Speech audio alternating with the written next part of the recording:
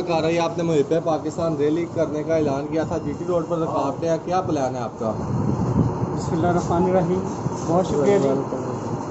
जी बिल्कुल, जिस तरह से पिछले दिनों से जो तमाम कायदीन थे, जिस तरह की वो बयानबाजी कर रहे थे, इदारों को मुतनाज़ा बनाने की बातें कर रहे थे, इदारों के ख़िलाफ़ बड़ी खुलेआम बातें हो रही थी, तो हमने देखा है कि ऐसी चीज़ों को इंडिया जो है वो फिर अपने मकासद के लिए, बल्कि मज़मूम मकासद के लिए मैं कहूँगा कि वो इस्तेमाल करता है और बैनुल-अक़वामी तौर पर पाकिस्तान को बदनाम करने की साजिश करता है कि पाकिस्तान के अंदर से पाकिस्तान की लीडरशिप जो है वो अफ़वाज पाकिस्तान के साथ के ख़िलाफ़ बात कर रही है। तो हमने उस चीज़ को काउंटर करने के लिए, ताकि इंडिया जो है वो इन कायदीन की बातों को जवाब बनाकर कहीं पाकिस्तान के ख़िलाफ़ पाकिस्तान को इंटरनेशनल लेवल पर वो मिलान करने की कोशिश ना करें, तो हमने मुनासिब ख्याल किया कि एक ज़िम्मेदार शहरी की हैसियत से हम पर ये वाजिब होता है कि हम दुनिया को ये बावर कराएं कि पाकिस्तानी कौम जो है ये मुत्तहिद है, मुनज़्ज़म है, पाकिस्तान के साथ खड़ी है, पाकिस्तान के इदारों के साथ खड़ी है।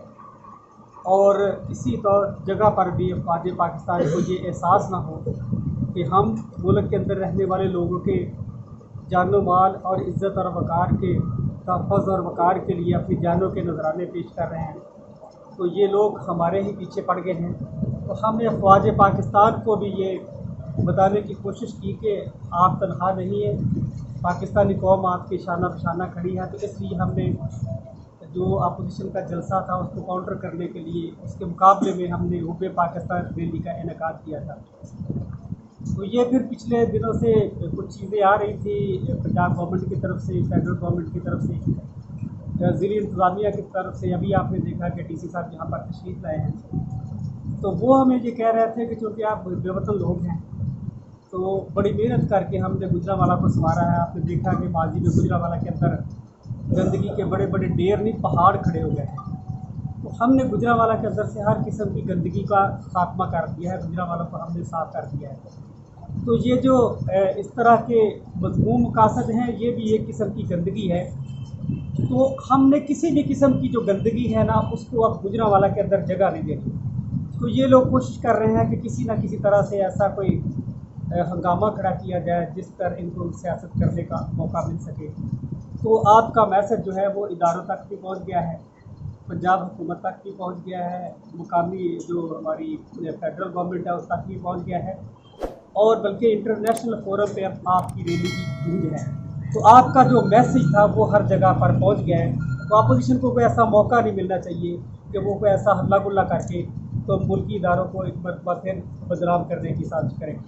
तो एक मुहिब वतन पाकिस्तानी की हैसियत से हम गुजारिश करते, रिक्वेस्ट करते हैं कि आप इस रैली को जो है पोस्टपोन कर दें, जब जी चाहे आप रैली का दोबारा इनेकाद कर दें। तो चूँकि हमारा जो मकसद है बुनियादी तौर पर वो मुल्क और कौम के साथ मोहब्बत है, अफ़वाज पाकिस्तान के साथ मोहब्बत है, तो अल्हम्दुलिल्लाह वो मोहब्बत हमने फिर साबित कर दी। वो फिर आज दिन 12:30 बजे लाहौर के अंदर लॉ मिनिस्टर राजा बशारत साहब ने, उन्होंने एक प्रेस कॉन्फ्रेंस की, सुबह सीएम साहब से बात हुई, लॉ मिनिस्टर साहब से बात हुई।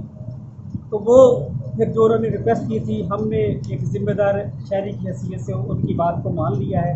और फिर आज लाहौर के अंदर मीडिया टॉक करते हुए लॉ मिनिस्टर राजा बशारत साहब ने बाकायदा हमारा नाम लेके ये दोबारा फिर वहाँ पर रिक्वेस्ट की कि हम रैली को जो है पोस्टपोन कर दें।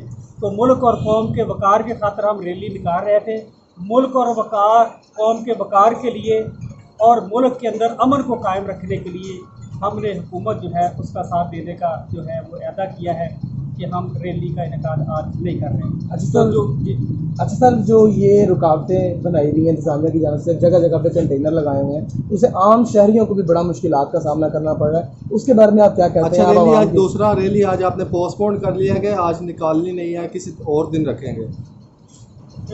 दो सवाल आ गए आपके। एक तो ये है कि रैली हमने पोस्टपोन की है, ये जब भी बेहतर मौका होगा इंशाल्लाह हम दोबारा इस रैली का इनेकाद करेंगे और हमेशा हम इदारों के साथ यकजहती का इजहार करते रहेंगे।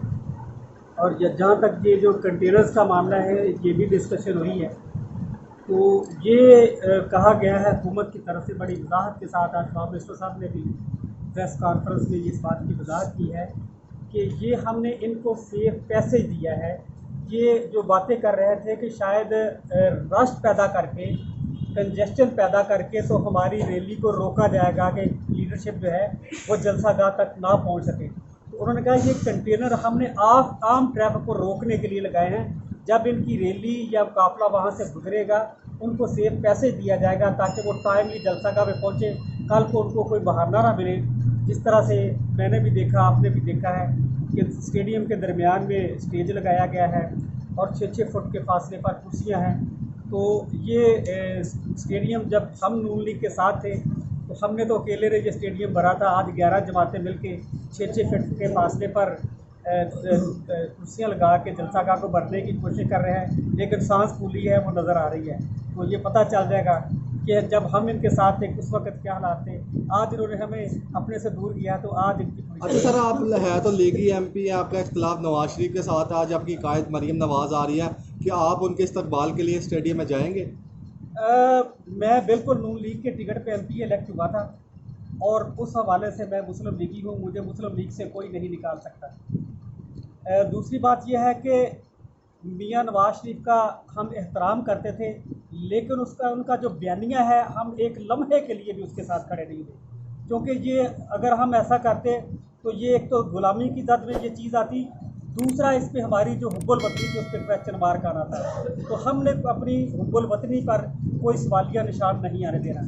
तो ना मैं नवाज शरीफ के इस बयानिए के साथ खड़ा हूँ, इसी बयानिए पर आज का जलसा हो रहा है, इसीलिए मैं जलसे में शिरकत नहीं कर रहा। दूसरा ये है कि हमें 35 साल मुस्लिम लीग नून की लीडरशिप ये दर्स देती रही कि औरत की हुक्मरानी जायज़ नहीं है, और मुस्लिम लीग नून की लीडरशिप हमें ये कहती रही कि अगर तुमने पीपल्स पार्टी के लोगों के साथ शेक हैंड कर लिया तो आपका निकाह टूट जाएगा। तो ये दर्स जो 35 साल नून लीग की लीडरशिप ने हमें दिया है, मुझे तो आज तक वो एक लफ्ज़ याद है। तो आज ये जब पीपल्स पार्टी के साथ हाथ मिला रहे हैं, क्या इन लोगों से आपने सवाल करना है कि इन्होंने तजदीद निकाह करा लिया है? अगर नहीं कराया तो वो तजदीद निकाह जो है वो कब करवा रहे हैं? दूसरा, चूँकि मुस्लिम लीग नून की लीडरशिप ने हमें बताया था कि बेनज़ीर जब हयात थी कि औरत की हुक्मरानी जायज़ नहीं है, तो मैं तो कायदीन के उसी जो नज़रिए को लेकर आगे चल रहा हूँ कि अगर बेनज़ीर की हुक्मरानी जायज़ नहीं थी तो फिर जो मरीम नवाज है उसकी लीडरशिप भी हमें कबूल नहीं। Okay sir, thank you. अच्छा सर।